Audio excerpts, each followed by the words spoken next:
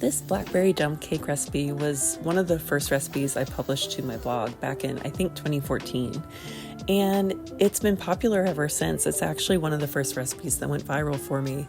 And I think it's just because it's so stinking easy and it tastes like a fresh blackberry cobbler. Like, you can't beat it.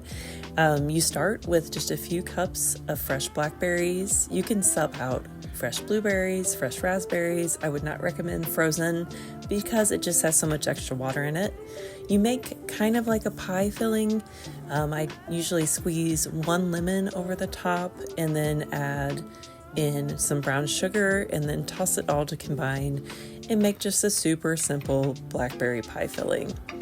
After you have the blackberries coated in the brown sugar and the lemon juice, you add a cake mix. So I typically add white or yellow cake mix. You can get a little creative with it. The one thing I wouldn't recommend is like a red velvet or a spice cake mix. It just doesn't work.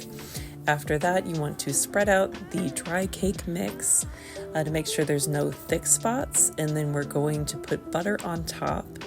I usually use just 1 stick of butter and I cut it into 12 pieces. So cut it into tablespoons and then spread it across the top. So as the blackberries kind of melt down and turn into a pie filling and the butter melts, those two things together will wet down the cake mix and it forms like a cobbler type crust. That is truly just so good, and people will not know how little effort you put into this. They will absolutely think that you made this from scratch. Enjoy!